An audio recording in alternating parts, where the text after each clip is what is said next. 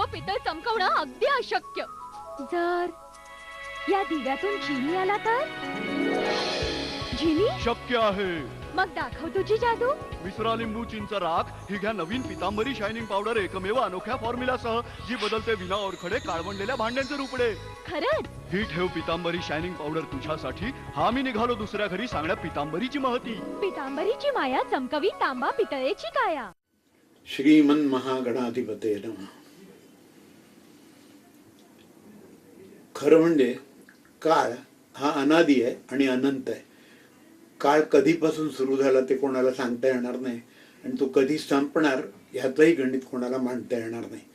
पण असं असलं तरी काळाच्या कुठल्या टप्प्यात आपण आहोत, कुठल्या टप्प्यात कुठली गोष्ट झाली, कुठल्या टप्प्यात काय घडू शकतं ह्याच्याविषयी माहिती मिळवावी अशी माणसाची आंतरिक इच्छा फार प्राचीन काळापासून असली पाहिजे. आणि त्याचा विचार करताना त्याच्या लक्षात पहिल्यांदा ही गोष्ट आली असली पाहिजे की आपल्याकडे जो पावसाळा सुरू होतो तो विशिष्ट काळी सुरू होतो आणि पुन्हा पुढल्या वर्षी तसाच योग आला की तो त्या काळात सुरू होतो.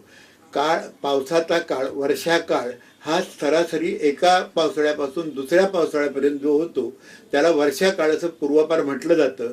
वर्षा म्हणजे पाऊस आणि तो जो काळ आहे त्याला वर्ष असं आपण म्हणत असलो पाहिजे असा एक अंदाज आहे.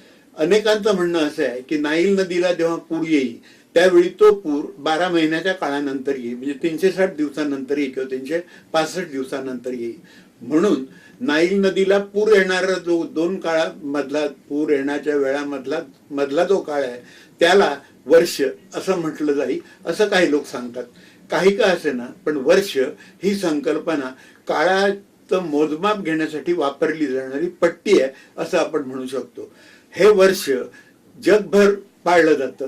माझ्या ओळखीचे एक गृहस्थ होते, ते कधी आपण त्यांना भेटलो की हॅपी न्यू इयर म्हणायचे. मी त्यांना विचारलं तुम्ही हॅपी न्यू इयर म्हणता पण वर्ष सुरू होऊन तर बरेच महिने झाले. ते म्हणायचे आज कुठल्या ना कुठल्या देशाचं, कुठल्या ना कुठल्या धर्माचं, कुठल्या ना कुठल्या पंथाचं वर्ष सुरू होत असलंच पाहिजे. रोज कुठलं तरी वर्ष सुरू होत असलंच पाहिजे. त्यामुळे आजपासून सुरू होणारं वर्ष सुखात जावं म्हणून मी हॅपी न्यू इयर असं म्हणतो. आता हे जे नवीन वर्ष सुरू करायचं आहे ते कसं करायचं, ते कसं आपण साजरं करायचं याबद्दल जगभर वेगवेगळे प्रवाह आहेत. आपल्याकडे आपण जे वर्ष सुरू करतो ते चैत्र शुद्ध प्रतिपदेपासून सुरू करतो. चैत्र शुद्ध प्रतिपदेला आपण गुढीपाडवा म्हणतो, वर्ष प्रतिपदा असं म्हणतो. आणि आपल्याकडे आणखी एक वर्ष आहे ते कार्तिक शुद्ध प्रतिपदेपासून सुरू होतं, त्याला आपण बलिप्रतिपदा असं म्हणतो. आपल्याकडे ही 2 प्रकारची वर्षे आहेत. ही जी आपल्याकडची वर्षे आहेत ती वर्ष निसर्गाशी नातं सांगणारी आहेत. कशी तरी कोणाच्या तरी मनाला आलं आणि त्यांनी वर्ष सुरू केलं असं घडलेलं नाही. त्याचं निसर्गाशी विशिष्ट प्रकारचं नातं आहे आणि हे नातं फार गोड आहे, मधुमधुर अशा स्वरूपाचं आहे. आपल्याकडे काय होतं, शिशिर ऋतूत झाडाची जी पानं आहेत ती सगळी गळून पडतात आणि झाड नव्या पालवीची वाट बघत असतं. त्याला आपण चैत्र पालवी म्हणतो. चैत्र हा आपल्याकडचा पहिला महिना आहे. वसंत ऋतू त्या दिवसापासून सुरू होतो. वसंत ऋतूपासून चैत्र शुद्ध प्रतिपदेपासून गुढीपाडव्यापासून आपलं वर्ष सुरू होतं आणि त्या वर्षाचं स्वागत आपण किती मनोहर स्वरूपात करतो. आपण गुढीपाडव्याच्या दिवशी, चैत्र शुद्ध प्रतिपदेच्या दिवशी, नव्या वर्षाच्या पहिल्या दिवशी दारावर गुढी उभारतो. गुढी हे कशाचं लक्षण आहे? गुढी म्हणजे आकाशात उंच जाणारी एक काठी असते, तिच्यावर एक गडू उपडा टाकलेला असतो आणि त्याच्या आधी त्या ज्या झाडाच्या काठीला किंवा बांबूला किंवा वेताच्या काठीला एक रेशमी वस्त्र गुंडाळलेलं असतं आणि त्याच्यावर तो गडू उपडा घालतात आणि त्याच्यावर एक फुलाची माळ लावतात. काही ठिकाणी बत्ताशाची माळ लावतात आणि त्याची पूजा करतात. सकाळी सूर्योदयानंतर ही गुढी उभारतात आणि सूर्यास्ताच्या पूर्वी ती गुढी उतरवायची असा नियम आहे, असा प्रघात आहे. ही गुढी आपण का उभारतो याच्यात सुद्धा कथा मोठ्या गमतीदार आहेत. गुढी आपण उगाच उभारत नाही. चेदी नावाचा एक देश होता, चेदी नावाचं एक राष्ट्र होतं. त्याचा राजा होता वसू. त्या वसू राजाला ईश्वर भक्तीची ओढ होती फार. त्यानं तपश्चर्या केली आणि इंद्राला प्रसन्न करून घेतलं. प्रसन्न झाल्यानंतर इंद्रानं त्याला एक वेताची काठी दिली, एक गडू दिला आणि एक रेशमी वस्त्र दिलं. ते दिल्यानंतर तो आनंदित झाला आणि आपल्याला इंद्राकडून हे मिळालेलं आहे, इंद्रानं आपल्याला हे बक्षीस पारितोषिक म्हणून दिलेलं आहे, हे जगाला कळावं म्हणून त्यानं ती काठी, त्याच्यावर ते रेशमी वस्त्र आणि त्याच्यावर तो गडू असं एकत्र केलं, लावलं आणि आपल्या दारासमोर ती गुढी उभारली. ही मूळ गुढी. ही गुढी महाभारत काळापासून चालत आली आहे, फार प्राचीन काळापासून चालत आलेली आहे असं सांगतात. आपल्याकडे मुळी वाक्प्रचारच आहे, गुढ्या तोरणं उभारली किंवा गुढ्या तोरणं लावली असं आपण म्हणतो. त्या गुढीचा उगम हा इतका जुना आहे. ही झाली एक कथा. दुसरी कथा काय सांगते? दुसरी कथा अशी आहे की नारद मुनींना आपण स्त्रीरूप घ्यावं असं वाटलं आणि नारदांनी ते स्त्रीरूप घेतलं. त्यांना त्यानंतर 60 मुलं झाली नारदानं आणि ती 60 मुलं म्हणजे 60 संवत्सर. आपल्याकडे प्रत्येक वर्षाला नाव आहे, प्रत्येक प्रभव विभव अशी ती नावं आहेत आणि ती नावं क्रमाने येतात. एक आवर्तन संपलं की पुन्हा दुसरं आवर्तन सुरू होतं त्याच नावाचं आणि ह्या नावावरून काही जाणून घेण्याचा, काही भविष्य जाणून घेण्याचा किंवा ते वर्ष आपल्याला कसं जाईल याचा अंदाज घेण्याचा एक सर्वसाधारण परिपाठ आहे. त्या परिपाठाचा जर आपण आधार घेतला तर हे वर्ष हे सगळीकडे समझोता वाढवणारं, एकत्र आणणारं लोकांना असं द्यायला पाहिजे असा एक अंदाज वर्तवता येतो. प्रत्येक वर्षाला एक एक नाव आहे. नारदाला 60 मुलगे झाले आणि त्या 60 मुलांच्या नावानी ही वर्षाची नावं ठेवली गेली. प्रत्येक मुलाचा जन्म वर्ष प्रतिपदेच्या दिवशीच झाला असंही सांगितलं जातं. गुढी का उभारली जाते, गुढीपाडव्यालाच वर्ष का सुरू केलं, याबद्दल अनेक कथा आहेत. त्या सगळ्याच कथा खऱ्या असतील किंवा त्याला वस्तुस्थितीचा आधार असेल असं बिलकुल नाही, पण अशा ह्या कथा रूढ आहेत.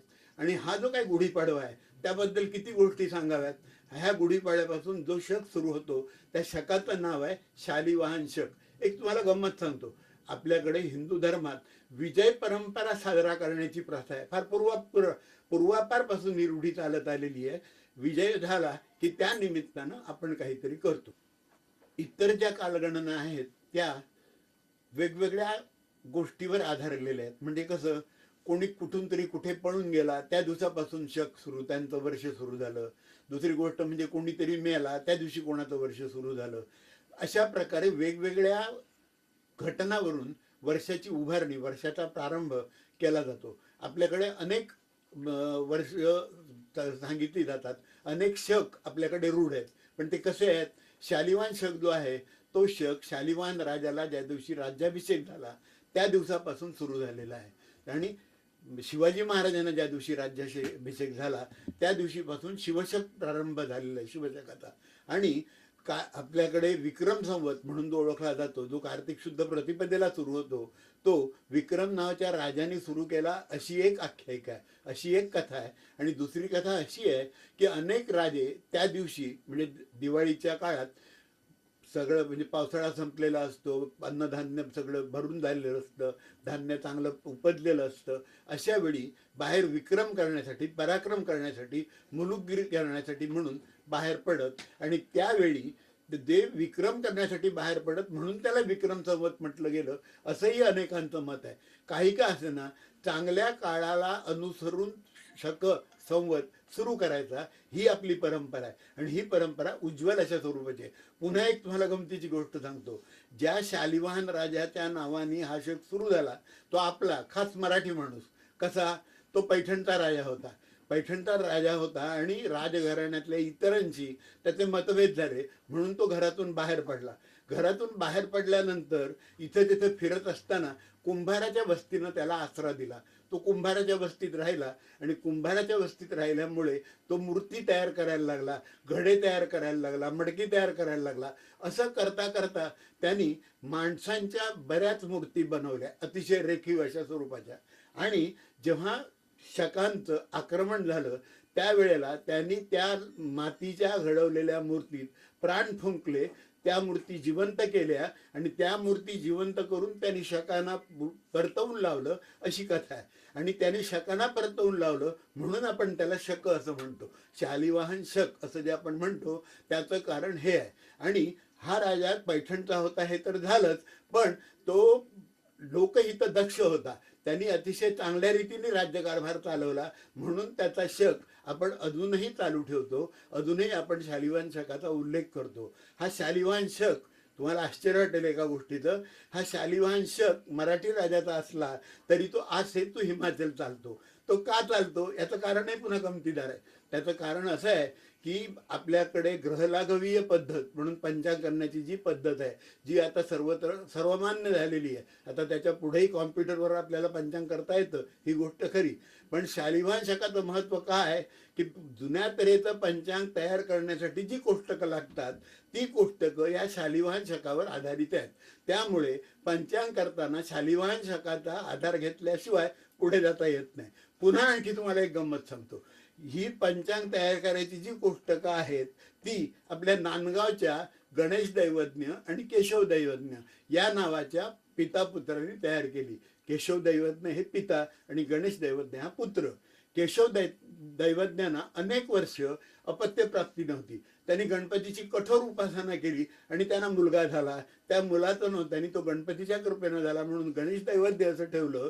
आणि हा मुलगा 5व्या वर्षापासूनच गणितात पारंगत होता आणि त्यांनी गणितात खूप प्रगती केली. वडिलांच्या मार्गदर्शनाखाली इतकी प्रगती केली की ही कोष्टकं त्यांनी तयार केली. ती कोष्टकं शतकानुशतकं चालू आहेत. केवढी महत्त्वाची गोष्ट आहे. मराठी लोकांचा हिंदू धर्माच्या जडणघडणीत आणि उभारणीत जो काही वाटा आहे तो आपण सर्वांनी अभिमान बाळगावा अशा स्वरूपाचा आहे. पण लक्ष कोण देतो? कोणी त्याच्याकडे लक्षच द्यायला बघत नाही. तुम्हाला एवढंच नाही, आणखी पुढच्या 2 गोष्टी महत्त्वाच्या सांगतो. आपल्याकडे धर्मशास्त्राबाबत काही शंका आली किंवा धर्मशास्त्राबाबत जो निर्णय घ्यायचा तो निर्णय कसा घ्यायचा असा जर प्रश्न पडला तर आपण जी पुस्तकं संदर्भासाठी किंवा योग्य निर्णय घेण्यासाठी बघतो ती 2 पुस्तकं आहेत. एकाचं नाव निर्णय सिंधू आणि दुसऱ्याचं नाव धर्मसिंधू. ही दोन्ही पुस्तकं मराठी माणसाने लिहिलेली आहेत. निर्णय सिंधू म्हणून जो ग्रंथ आहे तो कमलाकर भट्ट या नावाच्या ग्रस्थांनी लिहिला. या नावाचे शास्त्री पंडित फार मोठे शास्त्री पंडित होऊन गेले आणि ते आपल्या गागा भट्टांचे आजोबा. गागा भट्ट कोण? गागा भट्ट हे काशीहून शिवाजी महाराजांना राज्याभिषेक करण्यासाठी जे आले होते ते मूळचे काशीचे नव्हेत, ते मूळचे पैठणचेच. पैठणहून ते नंतर काशीला गेले आणि तिथं ते पिढ्यानपिढ्या राहिले आणि त्यांना असं वाटलं की शिवाजी एवढा मोठा राजा झालेला आहे, त्याला आपण राज्याभिषेक केला तर आपल्या जीवाचं सार्थक होईल, जन्माचं सार्थक होईल. आणि म्हणून त्यांनी शिवाजी महाराजांना जाऊन सुचवलं की तुम्ही राज्याभिषेक करा.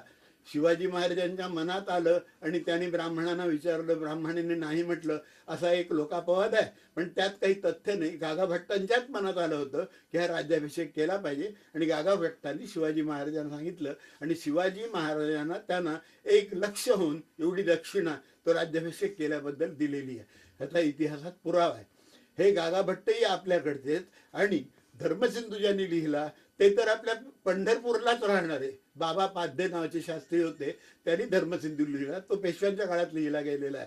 आणि ह्या बाबा पाध्यांच्या मुलाला मोरोपंतांची मुलगी दिलेली होती. मोरोपंत कोण? मोरोपंत म्हणजे मोरोपंत पराडकर. मोरोपंत कवी, केकावली लिहिणारे, आर्याभर लिहिणारे जे कवी ते. आता आपल्याला सगळा विषय किती जवळचा झाला असं वाटतं ते बघा.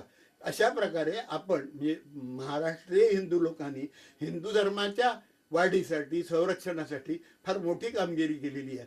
आपल्या भूषण कवींनी म्हटलं, जब नाही होत शिवाजी तो सुन्नत होती सबकी. हा एक भाग झाला हो. बाकीचाही भाग फार मोठा महत्वाचा आहे. इतकंच नाही, हिंदुस्थान देशात पहिल्यांदा पंचांग छापलं गेलं ते मराठी माणसांनी छापलं. जावजी दादाजी निर्णयसागर प्रेस यांनी ते पंचांग छापलं आणि त्यांनी नंतर कित्येक दिवसपर्यंत पंचांग आपलं आघाडीवर ठेवलेलं होतं. निर्णयसागर पंचांग हे अधिकृत मानलं जाईल अशी पुष्कळ वर्ष गेली. 125-150 वर्ष निर्णयसागर पंचांग हे आघाडीवर होतं. आजही पंचांगाच्या क्षेत्रात महाराष्ट्रीय माणसं आघाडीवर आहेत. आपल्या कालगणनेची अनेकविध वैशिष्ट्ये आहेत आणि ती सगळी अशी आहेत की प्रत्येकाबद्दल आपण अभिमान बाळगला पाहिजे. आपण त्याचा विचार केला की आपण किती ग्रेट आहोत त्याचं आपल्याच लक्षात येतं आणि त्यामुळे विशेष समाधान वाटतं. एक साधी गोष्ट बघा, ख्रिश्चनांचा नवीन दिवस सुरू होतो मध्यरात्री. मध्यरात्री 12 वाजता त्यांची वेळ बदलते.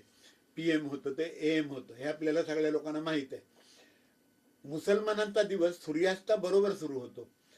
हे आपल्याला सगळ्यांना ऐकून माहीत असेल की बा असं काहीतरी त्यांचं वेगळं स्वरूप आहे. आपला दिवस सुरू होतो तो पहाटेच्याच वेळी.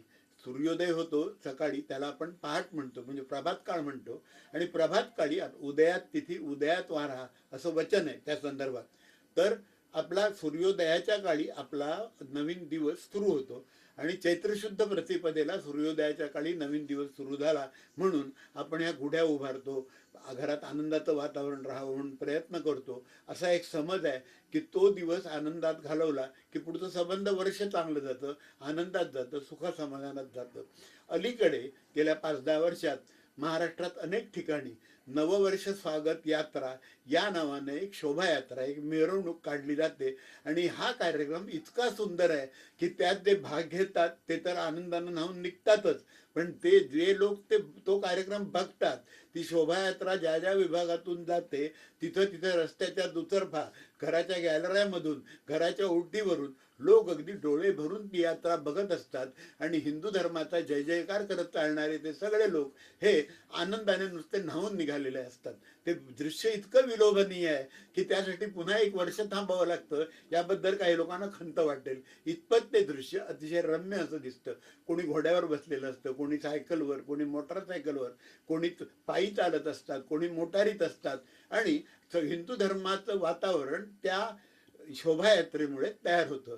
लोकमान्य टिळकांनी शिवाजी महाराजांची जयंती सुरू करण्याची प्रथा सुरू केली, प्रथा पाडली. अतिशय चांगली गोष्ट झाली. लोकमान्य टिळकांनी 2 उत्सव सुरू केले, एक गणेशोत्सव आणि दुसरी गोष्ट म्हणजे ही शिवजयंती. हे दोन्ही उत्सव टिळकांनी जे सुरू केले ते फार दूरदृष्टीने सुरू केले. शिवाजी महाराज तर रणधुरंधर होतेच आणि गणपती हा तर देवांचा सेनापती. लढण्याची ईर्ष्या जनसामान्यात निर्माण व्हावी, अन्यायाविरुद्ध, प्रतिकूलतेविरुद्ध लोकांनी लढावं असा संदेश टिळकांना त्यामधून द्यायचा होता. आजच्या काळात आपण लोकांना कुठला संदेश द्यायला पाहिजे? उठा आणि जागे व्हा हा संदेश द्यायला पाहिजे आणि त्या दृष्टीने वर्षाच्या प्रारंभीच्या दिवशी अशी शोभायात्रा निघणं हे अतिशय गौरवास्पद आहे, अभिमानास्पद आहे आणि तेवढंच आवश्यक आहे. ह्या शोभायात्रेत प्रत्येक हिंदू मराठी माणसांनी भाग घेतला पाहिजे आणि हा दिवस, शालिवाहन शकाचा पहिला दिवस, हा आपला अभिमान जागवणारा दिवस आहे. ही ज्योत मनामनात चेतवली पाहिजे, तरच आपल्या ह्या जन्माचं सार्थक आहे असं आपल्याला सार्थपणे म्हणता येईल. नमस्कार. गुढीपाडवा म्हणजे खरंखुरं भारतीय नववर्ष, सृष्टीचा वर्धापन दिन आणि भारतीय अस्मितेचं प्रतीक. भारतीय संस्कृती संपूर्ण जगाला बंधुत्व, प्रेम, कल्याण व समरसता याचा संदेश देते. ऋषी मुनींनी प्रत्येक गणनेचा गहन अभ्यास करून 3.5 मुहूर्त निश्चित केले. त्यापैकी एक मुहूर्त गुढीपाडव्याचा आहे. कोणत्याही नवीन कार्यारंभास हा दिवस अत्यंत शुभ मानला जातो. याच दिवशी दुष्टांचा संहार करण्यासाठी विष्णूने मत्स्य अवतार हा पहिला अवतार घेतला. 14 वर्षांच्या वनवासानंतर आणि लंका विजयानंतर श्रीरामांनी याच दिवशी सीतेसह अयोध्येत प्रवेश केला. याच दिवशी नवीन वस्तू, सोने खरेदी करण्याची ही प्रथा आहे. वर्ष प्रतिपदेला म्हणजेच गुढीपाडव्याला गुढी उभारावी ही आपली शतकानुशतकांची परंपरा. गुढी म्हणजे विजयाचं प्रतीक. बांबूच्या टोकास रेशमी वस्त्र गुंडाळून त्यावर पितळेचे भांडे पालथे घालून त्याला कडुलिंबाची डहाळी व फुलांची सुंदर माळ बांधतात आणि पूजा करून ती सजवलेली गुढी उभारायची. म्हणूनच या दिवसास गुढीपाडवा असं म्हणतात. गेल्या काही वर्षात मुंबई, ठाणे, डोंबिवली, कल्याण या शहरांमध्ये गुढीपाडव्यानिमित्त हिंदू समाजातील उत्साही नागरिकांनी आपल्या परंपरेचे जतन करण्यासाठी मोठ्या मिरवणुका सुरू केल्या. या मिरवणुकांचा उद्देश आपल्या संस्कृतीची माहिती नवीन पिढीला व्हावी असा आहे.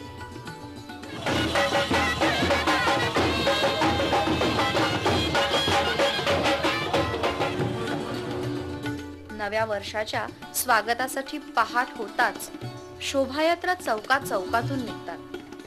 पारंपरिक वेशातील आबालवृद्ध हातात झेंडे, पताका आणि उंच गुढ्या घेऊन शोभायात्रेत मोठ्या संख्येने सहभागी होतात.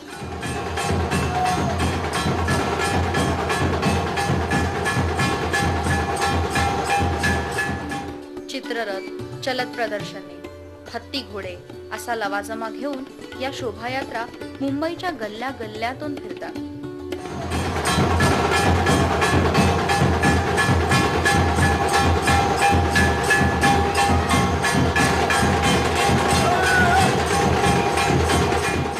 संस्कार भारतीच्या भल्या मोठ्या लक्षवेधी रांगोळ्या, पणत्या आणि ठिकठिकाणी मोठ्या संख्येने लोक आपल्या कुटुंबासह शोभायात्रेत उत्साहाने सहभागी होतात. सणाचे महत्त्व जाणून पहाटे लवकर उठून पारंपरिक वेशात शोभायात्रांमध्ये उत्साहाने सहभागी होणाऱ्यांमध्ये लहान बालके आणि तरुण वर्गही अग्रेसर असतात. पेढे, साखर आदी गोड पदार्थ वाटत आणि नवीन वर्षाच्या शुभेच्छा देत या शोभायात्रा पुढे सरकत असतात. 3.5 मुहूर्तांपैकी एक अशा या गुढीपाडव्याचे औचित्य साधून विविध स्थळी निघालेल्या शोभायात्रांचा हा एक वेध. मुंबई आणि उपनगर परिसरात जेथे जेथे मराठी समाज वसलेला आहे त्या गिरगाव, डोंबिवली, कल्याण, दादर, कांदिवली, विरार या परिसरात पाडव्याच्या गुढ्या उभारून हिंदुत्वाचे वैभव दाखवणाऱ्या नववर्ष स्वागताच्या यात्रा निघाल्या.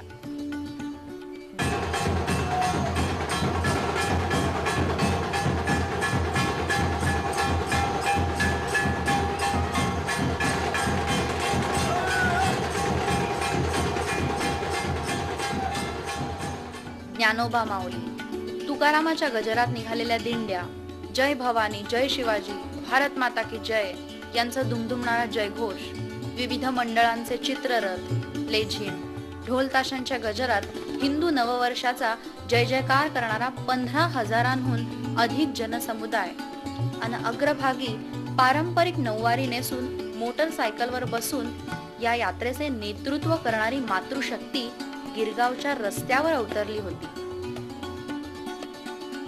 झिम्मा, फुगड्या, खुंटण मिरचीचा खेळ भर रस्त्यावरच रंगला होता. हातात गुढी उंचावलेल्या भगवान श्रीकृष्णाची 25 फुटी प्रतिकृती या यात्रेतील आकर्षण होती.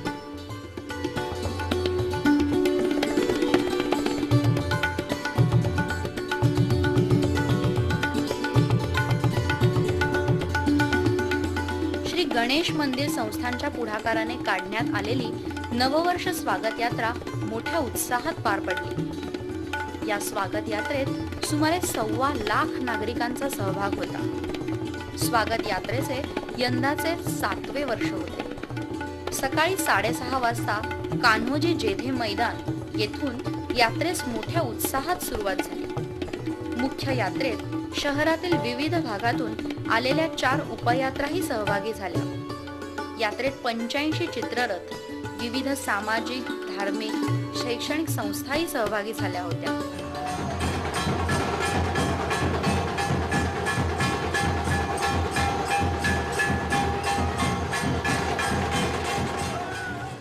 अनेक चौक आकर्षक रांगोळ्यांनी सजले होते.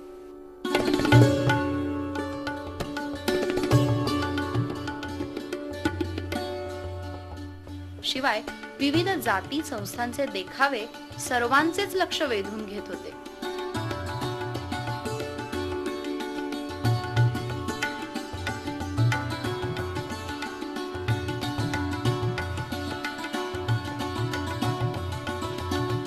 पारंपरिक वेशात सहभागी स्त्री पुरुष यात्रेचे खास आकर्षण होते.